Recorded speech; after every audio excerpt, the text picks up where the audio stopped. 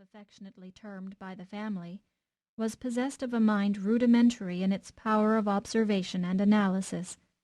Self-interest with her was high, but not strong. It was nevertheless her guiding characteristic. Warm with the fancies of youth, pretty with the insipid prettiness of the formative period, possessed of a figure which tended toward eventual shapeliness, and an eye alight with certain native intelligence, she was a fair example of the middle American class, 2 generations removed from the immigrant. Books were beyond her interest, knowledge a sealed book. In the intuitive graces she was still crude. She could scarcely toss her head gracefully. Her hands were almost ineffectual for the same reason. The feet, though small, were set flatly, and yet she was interested in her charms, quick to understand the keener pleasures of life, ambitious to gain in material things. A half-equipped little knight she was, venturing to reconnoiter the mysterious city, and dreaming wild dreams of some vague far-off supremacy which should make it prey and subject, the proper penitent, groveling at a woman's slipper. "That," said a voice in her ear, "is one of the prettiest little resorts in Wisconsin." "Is it?" she answered nervously. The train was just pulling out of Waukesha.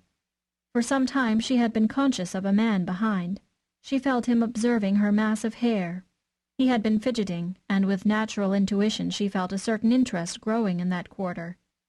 Her maidenly reserve and a certain sense of what was conventional under the circumstances called her to forestall and deny this familiarity, but the daring and magnetism of the individual, born of past experiences and triumphs, prevailed.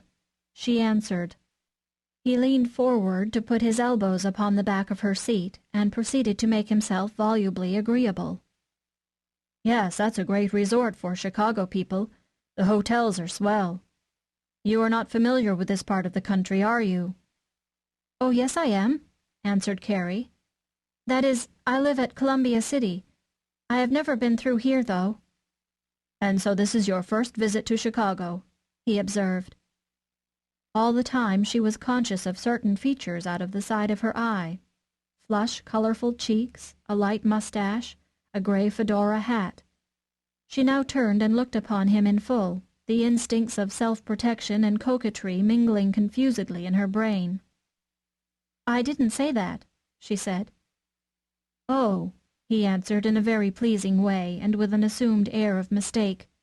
"I thought you did." Here was a type of the traveling canvasser for a manufacturing house, a class which at that time was first being dubbed by the slang of the day drummers.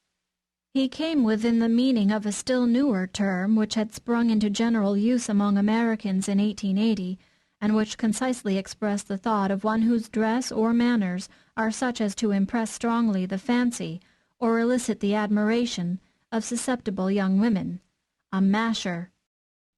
His clothes were of an impressive character, the suit being cut of a striped and crossed pattern of brown wool, very popular at that time. It was what has since become known as a business suit. The low crotch of the vest revealed a stiff shirt bosom of white and pink stripes, surmounted by a high white collar, about which was fastened a tie of distinct pattern. From his coat sleeves protruded a pair of linen cuffs of the same material as the shirt, and fastened with large gold plate buttons, set with the common yellow agates known as cat's eyes. His fingers bore several rings, one the ever-enduring heavy seal, and from his vest dangled a neat gold watch chain from which was suspended the secret insignia of the Order of Elks. The whole suit was rather tight-fitting and was finished off with broad-soled tan shoes, highly polished, and the gray felt hat, then denominated fedora, before mentioned. He was, for the order of intellect represented, attractive, and whatever he had to recommend him, you may be sure, was not lost upon Carrie in this her first glance. Lest this order of individual should permanently pass, let me put down some of the most striking characteristics of his most successful manner and method.